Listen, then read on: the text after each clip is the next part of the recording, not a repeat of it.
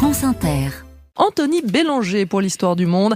Au Japon, les collectionneurs et les cultivateurs de bonsaï sont très inquiets. Et oui, parce que depuis plusieurs mois, les vols se sont multipliés dans l'archipel. Le dernier connu est un des plus spectaculaires. Le 8 mai, à 1h30 du matin, 3 cambrioleurs se sont introduits chez l'un des plus prestigieux pépiniéristes du Japon, Gashu-en. Ce grand spécialiste de ces arbres miniaturisés est aussi un des plus récompensés du pays, et ce depuis près d'un demi-siècle. Or, ce soir-là, les voleurs ont pris 33 bonsaïs en quelques minutes pour une valeur estimée à plus de 110 000 euros. Ils étaient masqués et ont évité les zones équipées de détecteurs de mouvement, ce qui signifie qu'ils avaient soigneusement repéré le terrain avant d'agir. De plus, ils se sont concentrés sur les plus petits spécimens, plus facilement transportables, mais aussi parmi les plus précieux. Certains valaient près de 6 000 euros l'unité. Mais qu'est-ce qui justifie un tel prix ? Eh bien, pour obtenir un bonsaï parfait, il faut souvent entre 10 et 20 ans d'attention et de savoir-faire. En plus, plus un bonsaï est ancien et bien proportionné, plus sa valeur augmente.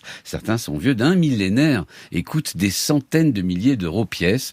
Des vols, alors il y en a toujours eu. Dans les 5 dernières années, la police japonaise en a même recensé une trentaine, mais avec un net emballement ces derniers mois, soit une vingtaine de vols, et ce partout dans le pays. Et comment expliquer cette accélération ? Eh bien, l'explosion du marché, tout simplement. Le bonsaï est né en Chine sous la dynastie Tang entre les 7e et 10e siècles. Il s'est ensuite développé dans toute l'Asie de l'Est et du Sud-Est, du Vietnam à la Corée, même s'il a atteint un niveau de perfection au Japon. Il y a donc des collectionneurs en Asie et des pépiniéristes japonais réputés pour l'excellence de leur travail. La police japonaise a ainsi arrêté fin avril 2 Vietnamiens en possession de 7 arbres, mais soupçonnés de vol partout dans l'archipel. Et seuls les pépiniéristes sont concernés ? Non, les collectionneurs aussi. Début mars, 7 arbres ont été volés dans le jardin privé d'un amoureux spécialisé dans les pruniers sauvages, figurez-vous. En réaction, les professionnels et les collectionneurs ont mis en place une banque de photos de bonsaïs volés, avec parfois de bonnes surprises, comme ce spécimen exceptionnel volé il y a 20 ans chez Gashu-en.